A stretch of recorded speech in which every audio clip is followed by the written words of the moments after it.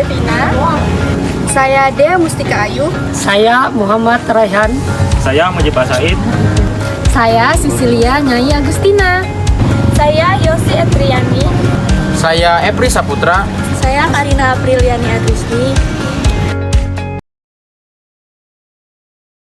Kota Palangkaraya berdiri pada tahun 1957, merupakan ibu kota dari Provinsi Kalimantan Tengah yang mempunyai 4 kecamatan, 17 kampung, dengan luas wilayah 2.853,52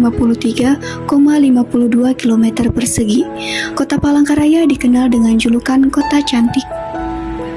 Lalu bagaimana dengan Desa Petukatimpun? Desa Petukatimpun dibentuk pada tahun 1962.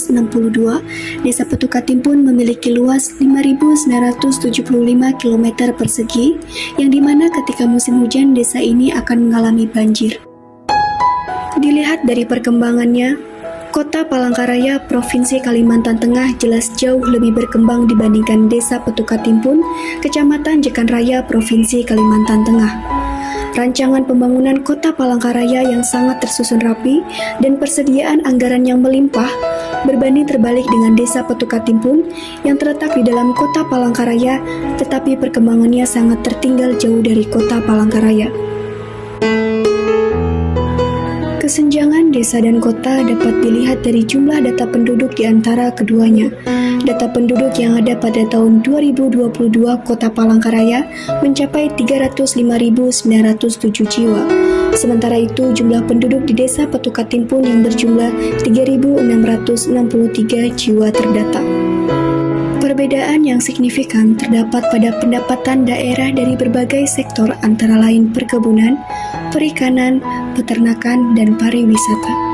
Sedangkan pendapatan daerah Desa Petukatimpun yang hanya mengandalkan pada sektor perikanan yang bekerja sebagai nelayan sebagai sumber pendapatan di Desa Petukatimpun.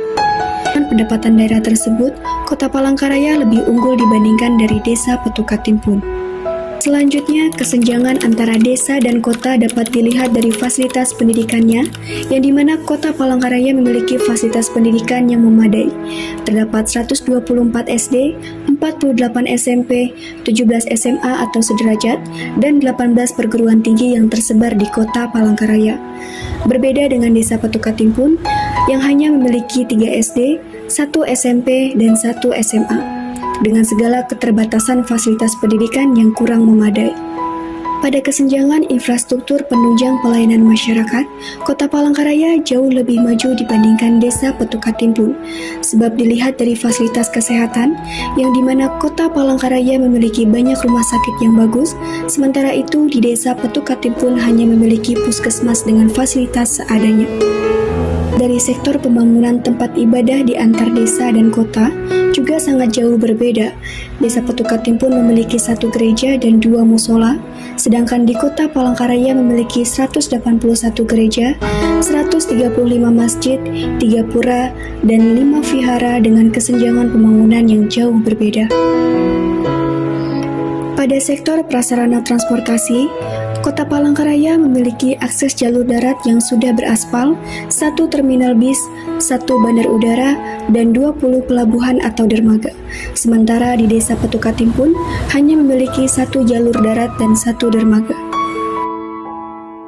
Kalau untuk pembangunan jalan di Desa Petukatimpun sendiri, apakah pembangunan jalan sudah merata? Kalau untuk pembangunan sarana jalan yang beraspal itu ada 2 buah, Jalan Petukatimpun Permai dengan Jalan Ratusria.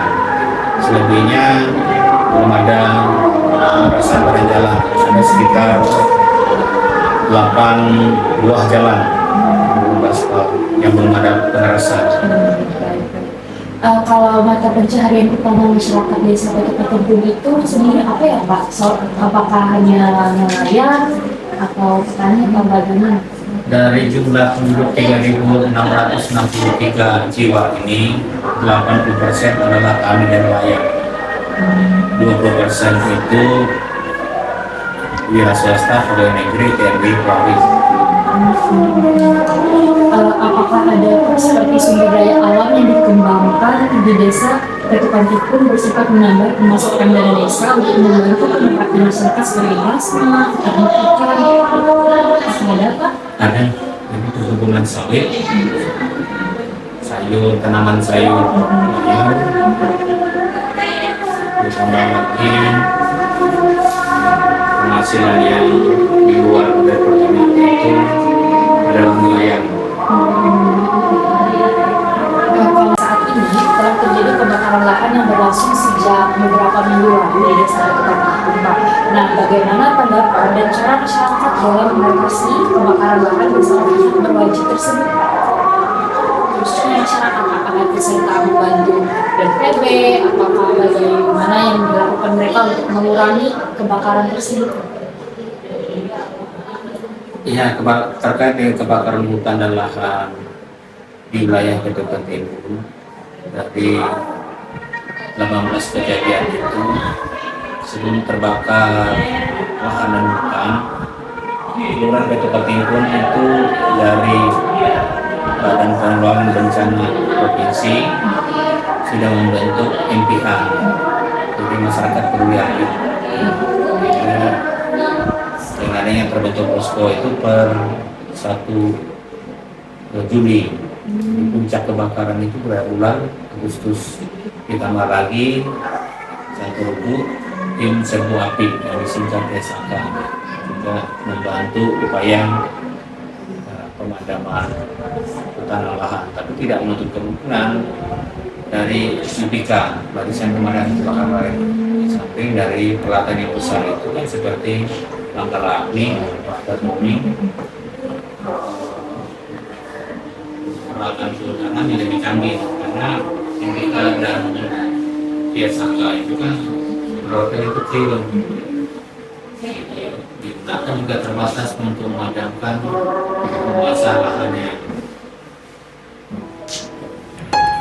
Dari perbandingan kasus yang sudah dibahas, dapat disimpulkan bahwa kesenjangan pembangunan antara desa dan kota dipengaruhi oleh beberapa faktor. Yang pertama, kurangnya pemanfaatan sumber daya alam dan sumber daya manusia. Yang kedua, kurangnya perhatian dari pemerintah kota. Dan yang ketiga, kurangnya lapangan pekerjaan. Solusi dan saran yang kami tawarkan yaitu: yang pertama, mengelola dan mengalokasikan APBD yang diberikan pemerintah dapat digunakan sebaik mungkin tanpa adanya penggelapan dana. Yang kedua, menerima pengajuan yang diberikan pemerintah desa terkait sarana prasarana yang dibutuhkan masyarakat desa. Dan yang ketiga, masyarakat dapat berpartisipasi dalam setiap kegiatan yang dilakukan desa, baik dalam bidang pendidikan maupun kesehatan, agar dapat bekerja sama dengan aparat pemerintahan kepala desa, membangun Petukan Tikun yang baik.